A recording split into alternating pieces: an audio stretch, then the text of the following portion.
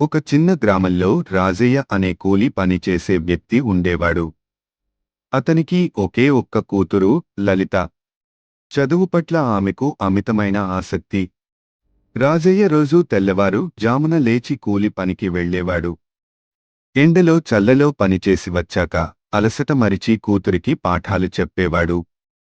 అక్షరం మాత్రమే తెలుసు కాని చదువు కోసం అతని తపన అంతులేదు. పక్కింటి వాళ్ళు అంటారు, ఆ పాపని చదివించి ఏం లాభం రాజయ్య? అతడు నవ్వి చెబుతాడు, ఒక్క చదువే నా లలితకు దీపం. నేను లేని సమయంలో ఆమె అడుగులు ఆగకుండా నడిచేలా చదువు చేస్తుంది. సంవత్సరాలు గడిచాయి. లలిత బీటెక్ పూర్తి చేసి ఉద్యోగంలో చేరింది. తన మొదటి జీతం చేతిలో పెట్టి కన్నీళ్లతో చెబుతుంది, నాన్న, ఇది నీ చెమట రుచి, నీ ఆశల ప్రతిఫలము. రాజయ్య నవ్వుతూ చెబుతాడు, నువ్వు చదివినందుకే నన్ను గెలిపించావు బంగారం. అందరికీ ఫాదర్స్ డే శుభాకాంక్షలు.